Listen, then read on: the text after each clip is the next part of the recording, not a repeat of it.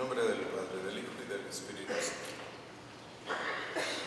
Bien, pues después, como ustedes habrán visto esta semana, y ahorita aquí está Ricky, seminarista. Él regresa al seminario el día de mañana y nosotros queremos ayudarle porque es mucho lo que se tiene que pagar. Son por lo menos $7,000 al año, ¿verdad? De eso no paga él casi nada porque no tiene. Entonces nosotros, cuando él está aquí, pues le ayudamos. Entonces, después de la misa va a haber personas que van a estar donando algo de desayuno y ustedes podrán cooperar con lo que quieran. Y después en las misas, después de las misas de las 12 y de la 1, habrá comida afuera de la iglesia.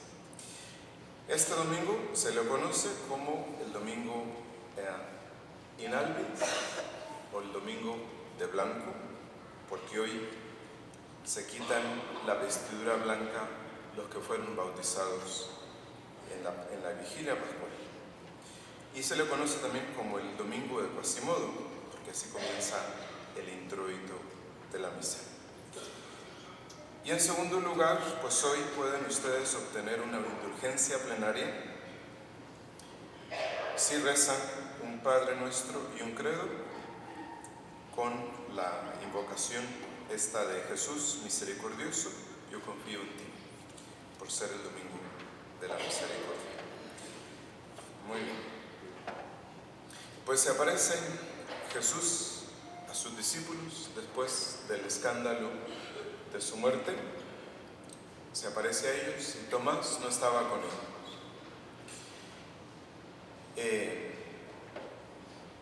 Después lo vieron y le dijeron de 1000 formas, queriéndolo convencer de que habían visto al Señor.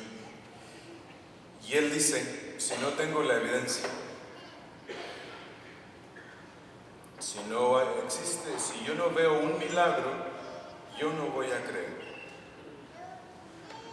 Sí. ¿Cuántos males no suceden cuando nos separamos de la iglesia? Sí. Terminamos dándole fe solo a lo que sentimos, o a lo que vemos, o a lo que tocamos. Y la fe no es eso. La fe no tiene nada que ver con lo que uno logra sentir. La fe viene a iluminar la facultad de la inteligencia. Cuando la iglesia le presenta al ser humano una serie de verdades para ser creídas, y una vez que las conoce, las ama y las pone en práctica. Esa es la fe. Sí. Hoy por hoy se escucha tanto esto de que hay que tener un encuentro con Cristo. ¿Cómo es ese encuentro? ¿O qué significa tener un encuentro con Cristo? La fe no tiene nada que ver con eso. El encuentro con Cristo podría ser algo simplemente subjetivo, emocional, afectivo, y no pasa de ahí. ¿Sí? Entonces, Tomás decidió que en lo único que iba a confiar iba a ser en sus sentidos. ¿Cuánta gente no dice: si Dios no me hace un milagro, yo no voy a creer en él? Sucede el milagro, lo que sea, pasan los días y se vuelven a ausentar. ¿De qué les sirvieron los milagros a los judíos? Absolutamente de nada. Absolutamente nada. ¿Cuánta gente en la actualidad no hace depender su fe de ver o de no ver un milagro? Sí. Entonces, Jesús quiso retener sus llagas solo para convencer a Tomás. Sí. Los otros, llenos de alegría, casi lo convencieron. Casi lo convencieron. Y por eso a los 8 días Él estuvo ahí presente. Ya ustedes podrán imaginarse la fe de cuántos no depende de la fe de ustedes. Que ustedes crean o no crean determina muchas cosas en su vida y en su familia. No tienen ustedes idea del escándalo que representa que el padre de familia no crea en Dios o tengan que andarlo trayendo fuerzas a misa como si fuera un niño de 7 años. Eso es escandaloso para los hijos. ¿Sí? La fe de ustedes influye para bien en su familia, en la sociedad, en su lugar de trabajo. ¿Sí? Entonces, ellos le decían, hemos visto al Señor. Hemos visto al Señor. Ellos no exigieron ningún milagro. Entonces, ante la insistencia de los discípulos, otros, pues Tomás dice, si no veo la señal de los clavos en las manos y no pongo mi dedo en su costado, no creeré. ¿Sí? Entonces, la fe no es una conclusión a la que llegamos en base a la evidencia. No es consecuencia de una evidencia o de un proceso de investigación. Se cree porque se decide creer, porque Dios lo dice y la iglesia me lo propone. Pero que andemos buscando evidencia o indagando cosas que no tenemos nada que ver, como Tomás, no está nada bien. ¿Sí? Entonces, si nuestra fe es firme, también se apoyará en ella la fe de los demás. La fe de los demás. ¿Sí? Entonces, a los 8 días está Tomás con ellos y estando las puertas cerradas, se aparece Jesús y les dice otra vez, soy el Evangelio, refiere que les dijo 3 veces, la paz esté con ustedes. ¿De qué depende la paz? Depende de la sujeción de la inteligencia a la ley de Dios. Es decir, del amor y de la obediencia a la voluntad de Dios.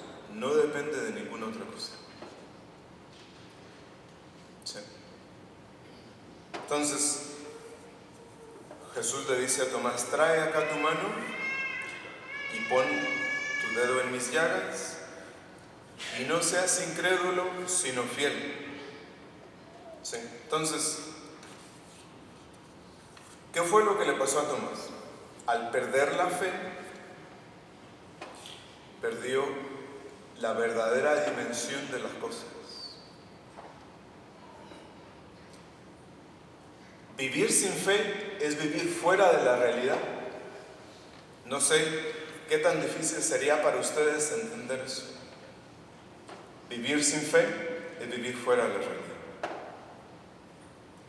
Cuando no se tiene fe, cuando se duda de la gracia de Dios, cuando se duda de la presencia de Dios, de la ayuda de Dios, de la voluntad de Dios, las cosas se ven fuera de proporción, fuera de la realidad. Nosotros no podemos apreciar el verdadero valor de las personas, de las cosas o de los acontecimientos más que con la ayuda de la fe. ¿Cuántas enfermedades de todo tipo? ¿Cuántas enfermedades no tienen su origen en la falta de fe? De que la gente pierde el sentido de la fe, la capacidad para ver la realidad. Ahí está el problema más común, el de la depresión. Sí. La depresión es el signo de la pérdida de la habilidad para ver las cosas en su verdadera realidad. Así de simple. ¿Sí? Entonces, viendo la experiencia de Tomás, es para nosotros motivo de esperanza considerar que el Señor nunca nos dejará solos, que siempre nos ayudará. Alguien de la comunidad en el trabajo, alguien de la comunidad de la iglesia en la calle, o con la familia, los familiares, los amigos, estarán cerca de nosotros para impedir que nos vayamos. ¿Sí? Entonces, cuando Tomás entendió las cosas y después de que Jesús le dijo, pues para ti ha sido fácil creer, pero creer porque has visto, no creas que es una gran cosa. Dice, bienaventurados los que sin ver, sin tocar, han creído. Y más tarde, San Pedro en su carta dice, ustedes aman a quien no ven. Y esa es una bienaventuranza. ¿Sí? Entonces, después de darse cuenta de eso, Santo Tomás dice, Señor mío y Dios mío, que es lo mismo que nosotros acostumbramos a decir durante la elevación de la hostia y del cáliz. Juan Pablo II dice, esta es la fe que nosotros debemos renovar, siguiendo la estela de incontables generaciones cristianas que a lo largo de 2000 años han confesado a Cristo. Señor invisible, llegando incluso al martirio, debemos hacer nuestras, como las hicieron suyas antes otros muchos, las palabras de Pedro en su primera carta. Dice, ustedes no lo ven, pero lo aman. Ahora, creyendo en Él sin verlo, sienten un gozo indecible.